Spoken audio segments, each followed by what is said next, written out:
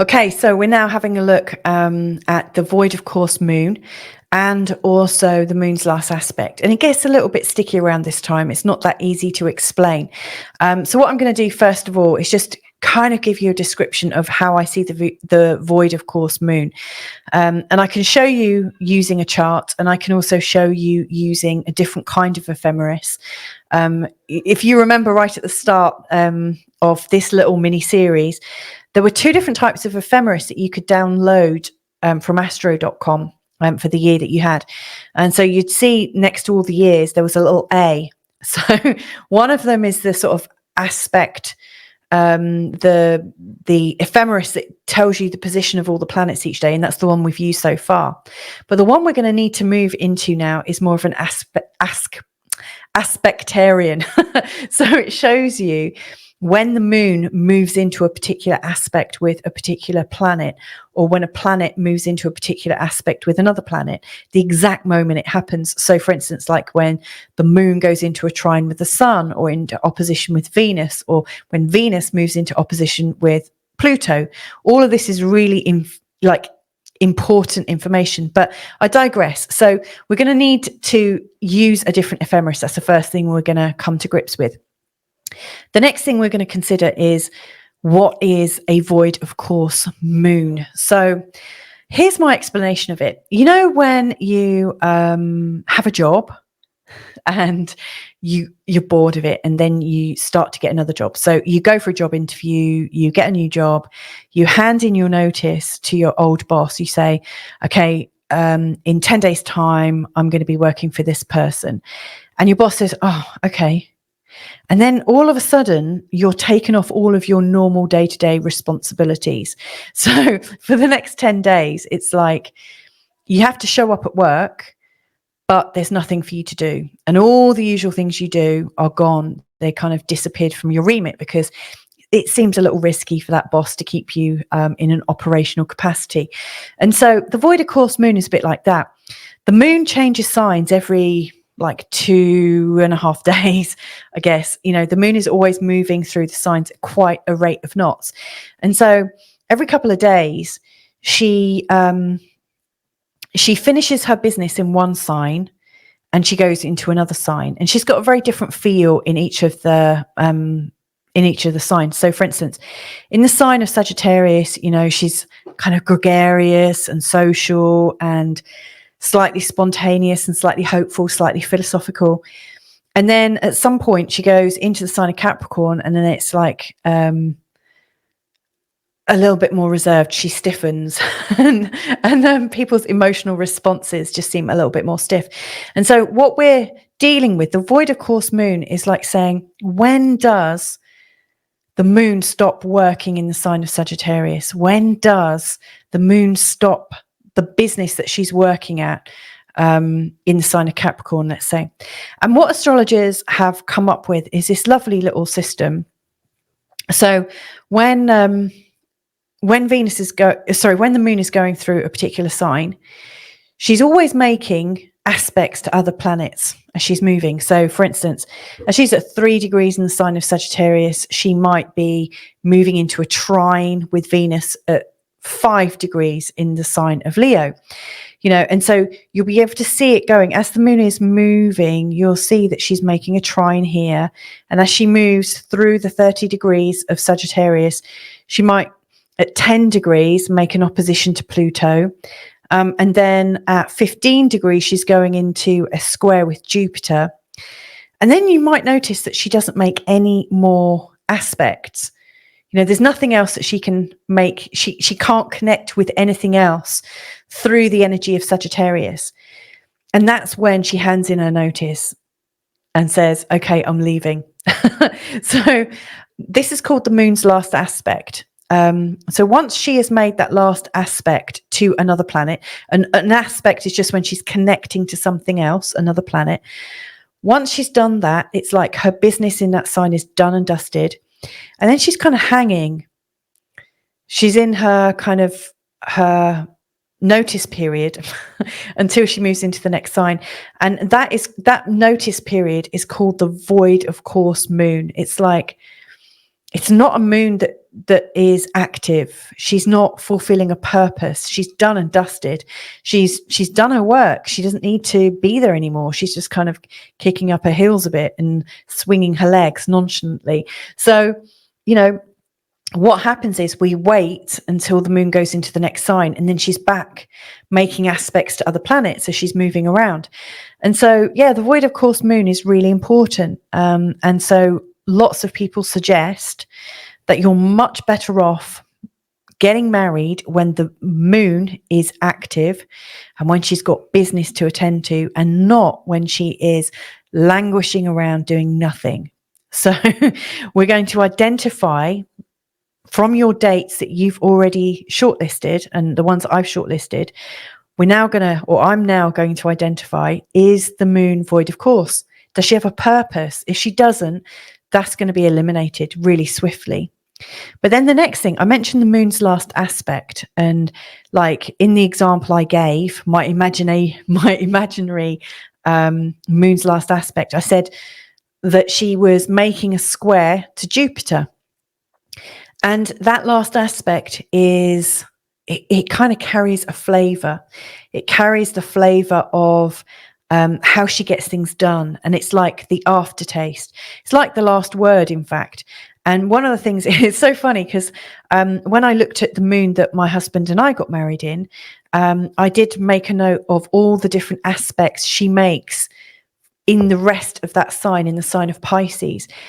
And it's so funny because our interactions and our conversations tend to play out with the emerging aspects as they come up. And I believe, just off the top of my head, I'm pretty sure our final word on how we organize things is when the moon makes a sextile to Venus. And we planned that, you know, I'm pretty sure that's the one that we opted for. But, you know, it's really important to get the right aftertaste. So, for instance, you know, I've noticed with people that get married and their moon's last aspect, if it's something like the moon in opposition to Pluto, then there tends to be a real instability and a real power struggle. Or, you know, the moon in a trine. I see in these dates coming up that the moon's last aspect on some of these dates is to a trine with Neptune, which on the one hand will be very, very romantic and ethereal. But it's important to also look at how that fits into the rest of the chart. It could be really, really positive and very ethereal and sensual and psychic. And this couple is pretty much in the spiritual realm, so it could really suit them. But it could also be a little too undefined. And so, you know, my next job is to eliminate the void of course, you know, when the moon's got nothing to do, and then also look for the very, very best moon's last aspect, because that will really give us something that could, I don't know, really change the recipe of the chart. So let's have a look now at those ephemerises. So you get a feel for, and I think I said ephemerises wrong. I think it's probably ephemeres. I don't know. Maybe you can correct me in the chat. Yeah, let's have a look at them. They're a bit different. They're a little bit harder to read, but you do get used to them with a little bit of persistence. So let's have a look now. Hey, so I was just talking about the void of course moon and how it seems to me. In terms of, it's a bit like changing jobs, and it's a little bit lazy, it's a little bit redundant.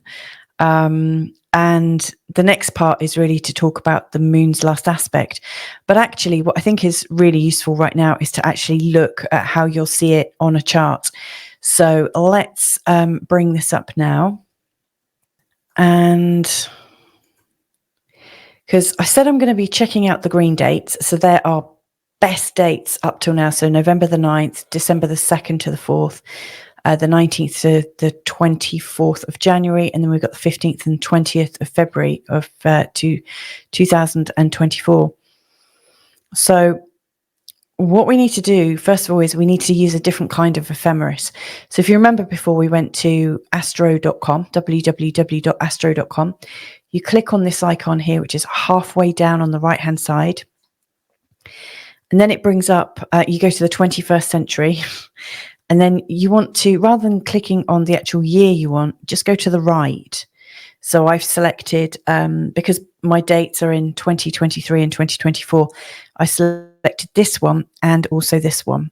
So you just click on them and then you can download them and use them. So it's really good service. Astro.com are brilliant. They get my thumbs up for sure. Now, when you look at the this kind of ephemeris, it's an aspectarian, so it's really showing you all the different movements every day. So you can see I've just picked, I think it's about 20 pages long, and you have to scroll down quite a bit to get to November.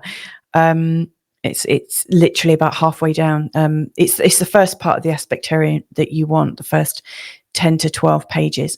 But you'll see here, like the sun is in an inconjunct to Chiron, the moon is in a trine to Pluto. And every time something happens exactly, it's written down in the aspectarium. You've got the date it happens, the time it happens, and which star sign and which degree it's happening in. Now, the first thing that we need to do is for each of our dates is to work out if there's a void moon. Is the moon redundant? Has it stopped working in that particular sign? And so the first question we ask, so I'm going to use my first date, which is the 9th of November. Does the moon change signs on this day?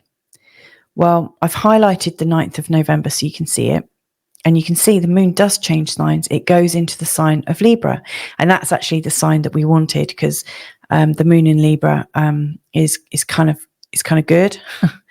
And you can see that it goes into the sign of Libra at 8:08 in the morning. So that's my answer. Yes, it goes in at 8:08. Now, what that means is if it's changing signs, then at some point the moon would have finished up its business in the previous sign just before. And so what we need to do is calculate the difference between when the moon finished up his or her sign and his or her business in the other sign until it changes sign. So we're looking at that difference almost like the notice period. And so the next question we ask ourselves is, when does the moon make his or her last aspect before 8:08? And here's a clue. You can always see the last aspect because it's got an L after the time, which is really, really helpful. So you'll see in this one in particular, the moon is in a sextile to Mercury and is making a last aspect at 4:55 on the 9th of November. So that gives us, so it's 4:55, moon sextile Mercury. And I've put the L in just to remind you that the L is the thing that shows you the moon's last aspect. You'll also see there's one down here at the bottom as well. That's, for the 11th of November. But then we need to ask ourselves another question, and that is, what's the time difference when it's really advisable that you don't get married or sign a contract or something? And that would be between 4:55 in the morning and 08:08 on the 9th of November. Now, there's not many people getting married at that time, so it's not really a big issue, but it's worth checking out because, if your void, of course, happens between 10 o'clock in the morning and 4 o'clock in the afternoon, it could absolutely scupper your plans to get married in a church or wherever it is that you want to get married at. If it's an official building, then it's going to be a bit difficult. So I've just highlighted that. So the moon is void, of course. Do not plan your wedding ceremony between those times. But what it does mean is that from 8:09, literally, once the moon has changed signs, it's okay to continue for the rest of the day. So it's an important distinction.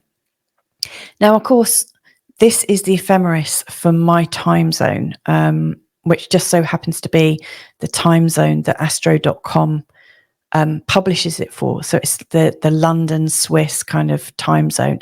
So sometimes, when the clocks go back or clocks go forward, I might have to double check it. But it's essentially good. Now, my client is a British person marrying an American man and wanting to get married in Hawaii in particular around sunset. So that's also going to make a difference. And so, what I'm going to do is just, first of all, identify a little bit more about each of these dates, and then I'm going to check them for that particular time in Hawaii. So anyway, that's how to identify the void course of moon. I'm just going to give a couple of more examples. So the next one is on the 4th of the 12th. So it's one of the ones in December. So again, I've highlighted the 4th, or I did highlight, it was highlighted to there. Does the moon change signs on this day? Yes, you can see the moon changes signs. It goes into the sign of Virgo at 3:50 a.m. So I've got that written down. I know that. Then it says, when does the moon make her last aspect before 3:50? And that would be here. I've highlighted it for you. It's at 2:11. That's the moon's last aspect. And it's a nice one. It's in a sextile to Venus. So again, you will be thinking, don't plan your wedding between 2:11 and 3:50 a.m. on the 4th of November. Now, of course, in my time zone, it's not an issue. However, if you were in the States, it could be late at night. It could be an evening wedding. If you were in Southeast Asia, for instance, that would be the middle of the day. So, you need to check it in your own time zones. But you can see that the safe time is after 3:50 in the morning. It's safe for the rest of the day. One last example of identifying the void of course moon. So this is from the 19th of January. So I've highlighted these movements here from the 19th of January, and I've asked, does the moon change signs on this day? No, it doesn't. So what does that mean? It means it's safe to marry all day. There's no problems. But again, just to reiterate, if you are changing the time zone, you may well find that you end up with a bit of a void of course moon, and it's definitely worth you checking that out. Really worth checking that out. So that's that one sorted out. Now, the next thing we were talking about was the moon's last aspect. So we're not really worried about the moon's last aspect before the moon changed. So, essentially, if you're getting married on the 9th of November, you're going to be getting married after 8:08. But the next thing we're going to check is, when is the next moon's last aspect? Because this is the thing that's going to give us the lingering flavor of the relationship. And you'll see at the bottom, there's an arrow. Hopefully it will come up in a minute. And you'll see right at the bottom, that arrow is the moon in a square to Pluto. So that would be your moon's last aspect for that particular day on the 9th of November. Now, that's a pretty strong moon's last aspect, to be fair. Not entirely sure that, that shows quite a lot of tension, possible control issues, but so it might be that, when you're doing your sort of like day-to-day dealings with each other in your marriage, that there is this kind of underlying tension. But let's check them out, some of the other ones. So on the 4th of December, the moon's last aspect, you can see it's right at the bottom. That's the moon in a trine to Pluto. That's a lot more beneficial. It's quite transforming. It may feel like you're always transforming, and that's what you're learning from all your interactions, and that's also very good. I've got another example from the 19th of January. So again, there's the 19th of January. You just scroll down to the bottom to see what the moon's last aspect is. And in this case, it's the moon in a trine to the sun. That's really beneficial. That's really easy, a natural, easy friendship. So that looks really good. So what I've done, and I would advise you do something similar to this if you are planning your own wedding and trying to get your thoughts sorted out, because it's a lot of data that you're collecting really quickly. So I've popped my dates down the side. I've put in something about the void of course, if it happens on that day, what time is it safe from? So you can see where I've put ticks. It just means you're good to go. I've put in where the moon is. I've put in where Venus is. It's all about Venus and the moon, really. I've put in what the moon's last aspect is.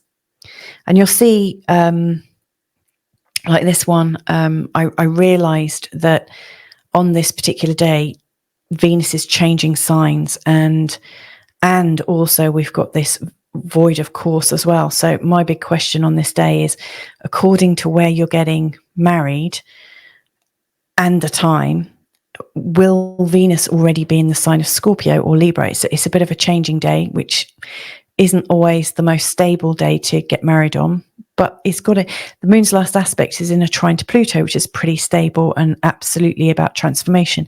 So I've put in this note here, location, because it's quite a big one. I highlighted these ones in blue because to me they just look really peaceful and very beneficial, with the Libra Venus. And the moon's last aspect is in a sextile to Venus, which is really beautiful and really gentle. It's a very gentle way of resolving issues. I really like the trine to the Sun and the trine to Neptune, which I think is quite romantic. So yeah, I've put in space for the bride and groom and some thoughts. Now, essentially what the next section is going to be about is I'm actually going to draw up each of these charts and give my thoughts about them based at a sunset wedding in Hawaii. So we can actually start to see how these charts are starting to pan out. I mean, essentially they've got all the strong nuts and bolts, but what aspects are going to be revealing on the day? What's the theme? Each of them is going to have a very different theme. So I'm going to get some thoughts on those, and I'll be rating those straight after I do them. And then after that, I'm going to be checking each of those dates according to the bride's chart and also the groom's chart again, and kind of rating them.